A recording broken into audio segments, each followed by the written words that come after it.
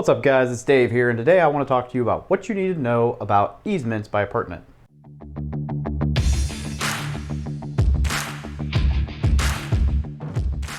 One of the best parts about investing in real estate is that you get to review and invest in many different properties. Whether you're looking at opportunities in large urban cities or sleepy rural areas, there are plenty of properties that you can use to help you accomplish your financial goals. Having said this, there are many different challenges to investing in real estate. One of those challenges centers on the nature of the property itself. Now, while you may find a house that seems like an extremely attractive investment opportunity, the property may have several unique characteristics that impact adjacent properties. For instance, the property that you are eyeing may only be accessible by crossing over the neighbor's land. Now, upon first glance, it can be unclear as to whether or how this arrangement will affect your investment.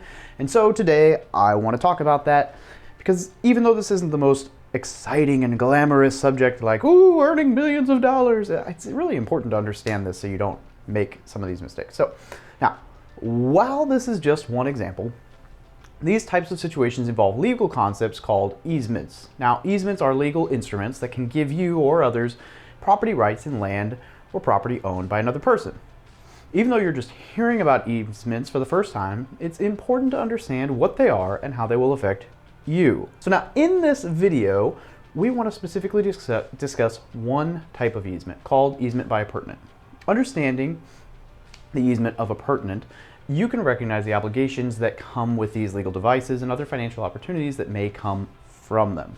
To start this discussion, it is helpful to settle on an easement by appurtenant definition.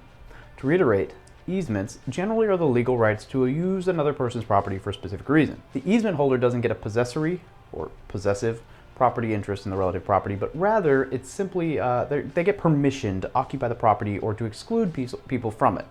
Now, there's two more important terms when speaking generally about easements. The specific piece of land that benefits from the easement is called the dominant estate, and the piece of land that provides the easement is called the servient estate. So, building on the example discussed above, the dominant estate is the prospective investment property that you cannot access without walking on or driving on the neighbor's property.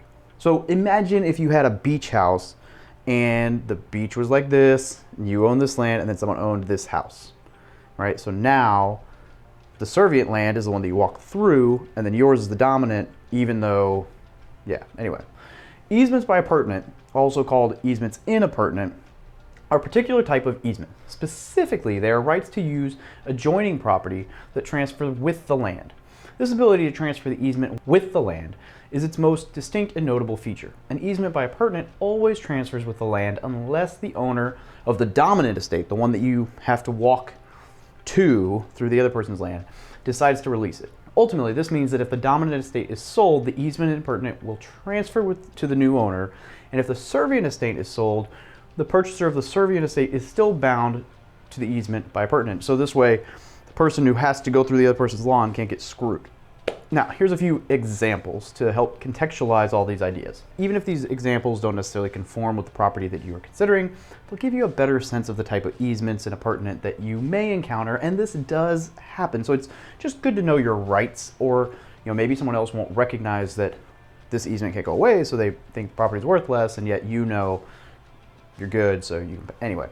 A common easement and appurtenant example comes from crossing over the servient's estate's land for some type of reason. For instance, let's say that you are looking at investing in a property that borders another piece of land. And right next to that piece of land is a public park. So the only way to access the public park is by walking over that neighbor's piece of land.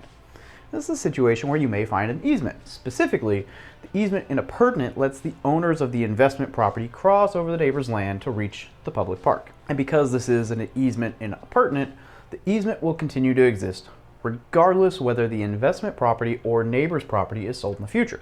So this sort of example doesn't only apply to things like parks. More notably, it can apply to roads. If, for instance, you are looking at a landlocked investment property where there may be an easement in appurtenant to access the only nearby road. Another easement in appurtenant example comes from enhancing life for both the dominant estate and the servient estate. With this example, let's assume that you're looking at an investment property that's located at the top of a hill. When it rains or snows, water flows from the investment property down to your neighbor's property. In this sort of situation, it may be more cost effective and less disruptive if the investment property's drainage system can connect with the neighbor's drainage system. Now, assuming that both property owners would agree to such an arrangement, an easement and appurtenant may be mutually beneficial. So these are just some common examples of easement and appurtenant. Now, if you have been looking at investment properties for some time, you may have already encountered them in your research. If you're relatively new, however, we encourage you to keep these examples in mind. Not only may you see them as you review investment properties, but you may want to strategically consider them in your own investment portfolio. Now, easements by appurtenant may affect rental properties that are currently in your portfolio or that you are considering adding to your portfolio. Throughout this discussion, we have primarily been taking the perspective of the dominant estate. If you're looking at a rental property, you may find out that it is in fact the servient estate. If so, it is important to consider the fact that the dominant estate can access some benefit from your land. Now, that benefit will not disappear when you purchase the investment property, and it won't disappear when they sell it. It will only disappear if the dominant estate decides to release the servient estate from usage.